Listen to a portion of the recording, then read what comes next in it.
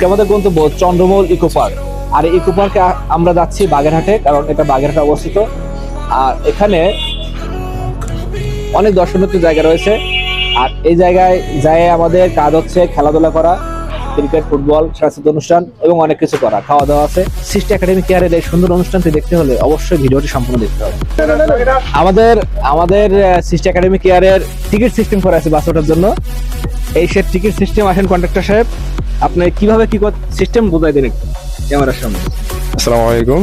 এটা হচ্ছে আপনি এক জায়গাতে টোকেন দিবেন, টোকেনের যে নাম্বারটা আসবে আপনি সেই সিরিজে অবশ্যই আপনার সিট গ্রহণ করবেন। এর ভিতরে কোনো যেটাই হবে সেটা আপনি দিতে হবে, এর বাইরে কোনো। যেমন একটু আগে আমরা দেখছি মাসেল আলাদা হয়ে গেছে শুধুমাত্র টোকেনের সিস্টেমের জন্য, তারপরে কিছু করার নেই। আর এই হচ্ছে আমাদের বাস, যে বাসের কন্ট্রাক্টর হিসেবে রয়েছেন রকুনুজ্জামান। তিনি যাত্রীদেরকে আস্তে আস্তে উঠাচ্ছেন। আমাদের মোট 4টা বাস ছিল। চলুন বাসগুলোকে দেখে আসি।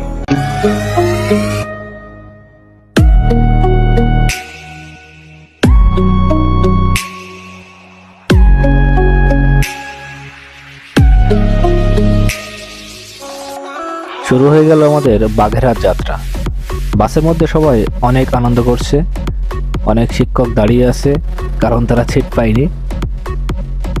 আমাদের পরিচালক তিনি কন্ট্রাক্টর হিসেবে দাঁড়িয়ে আছে, বিষয়টা ভাবলে কিন্তু আপনারা ভুল করবেন।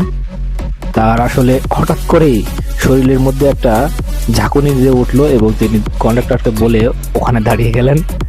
আসলে তার বমি হচ্ছিল। আমরা সবাই ভাবছিলাম গার্জিয়ান অথবা স্টুডেন্টের মধ্যে থেকে প্রথমে কেউ এই কাজটি করবে, কিন্তু পরিচালক সামনে থেকে নেতৃত্ব দিচ্ছে। আলহামদুলিল্লাহ, তিনি দায়িত্ব তুলে নিলেন। সবার পক্ষ থেকে একমাত্র আমাদের বাসে বমি করছিলেন উনি একাই। এজন্য বাসটা যখন পেট্রোল পাম্পে একটু দাঁড়ালো, তখন তিনি সুযোগ পেয়ে নেমে পড়লেন। আমরা যাত্রা বিরতিতে আছি, আর এই বিরতিতে আমাদের সঙ্গে আছেন দুজন পরিচালক। একজনের অবস্থা খুবই খারাপ, তার ইন্টারভিউ আমরা নিতে পারবো না, কিন্তু আমাদের সঙ্গে যে আছে বলেন, আপনার এই যে প্রথমবার আমরা যাচ্ছি একটা লং ট্যুরে, আপনার অনুভূতি কেমন বলেন? আমার অনুভূতি খুবই ভালো।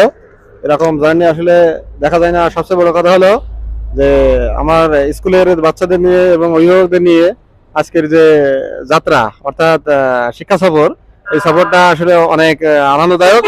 আমার কাছে খুবই ভালো লাগছে এবং আশা করি আমার বাচ্চাদের খুব ভালো লাগবে।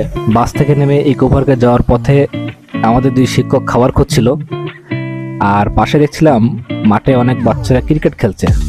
দেখে ছোটবেলার কথা মনে পড়ে গেল। গ্রামীণ পরিবেশ, দুপাশে গাছপালা, বাড়িঘর, পুকুর সবই আছে। আমরা চন্দ্রমহল ইকো পার্কের গেটের সামনে পৌঁছালাম এবং সেখানে আমাদের অবশ্য সবার আগে আমরাই চলে আসছিলাম, যার জন্য পরিচালক একটু বিরক্ত।